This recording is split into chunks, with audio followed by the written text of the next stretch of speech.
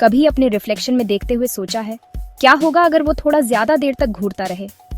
ये कहानी है निदा की और उस शीशे के रहस्य की जो आज भी एक पुराने दिल्ली वाले फ्लैट में घूमती है। सब शुरू हुआ एक शीशे से। निदा अभी अभी दिल्ली के एक पुराने 2 कमरों वाले फ्लैट में शिफ्ट हुई थी।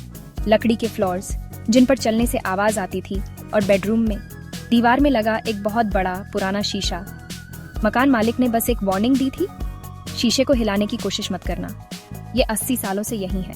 पहली रात कुछ नहीं, बस शहर के आम शोर और एक नया बेड। लेकिन दूसरी रात तब चीजें थोड़ी अजीब हो गईं।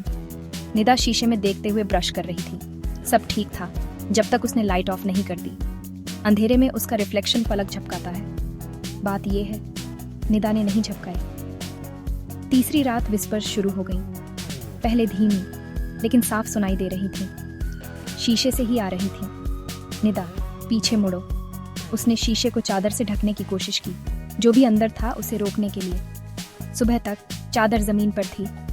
ठीक 3:13 AM पर निदा अचानक उठ गई। शीशा खुला था और उसका रिफ्लेक्शन ये मुस्कुरा रहा था। लेकिन निदा वो डर के मारे जम गई थी। 5वें दिन उसने अपने दोस्त रेहान को फोन किया, जो सुपरनैचुरल चीजों में इंटरेस्टेड था। उसने शीशे को एक बार देखा और बिल्कुल सफेद पड़ गया। ये शीशा कर्स्ड है, उसने धीरे से कहा। मैंने ये पैटर्न पहले भी देखा है। एक केस था जहां पूरा परिवार रातों रात गायब हो गया था। निदा ने हंसने की कोशिश की। क्या ये कोई डोर है? रेहान ने हाँ में सर हिलाया। उसकी आवाज मुश्किल से सुनाई दे रही थी। हाँ, दूसरी दुनिया का डोर।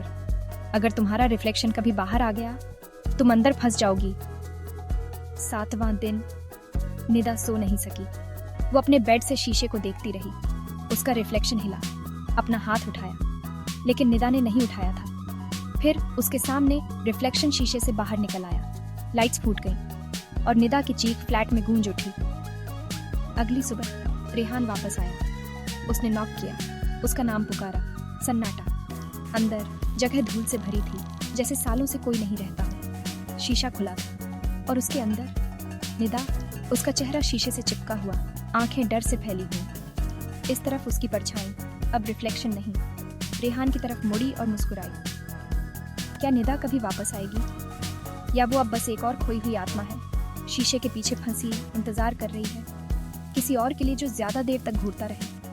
अगर आपको ये डरावनी कहानी पसंद आई तो और ऐसी कहानियों के लिए सब्सक्राइब करें जो आपको रात भर जगाए रखेंगी। सो जाओ अगर हिम्मत हो तो।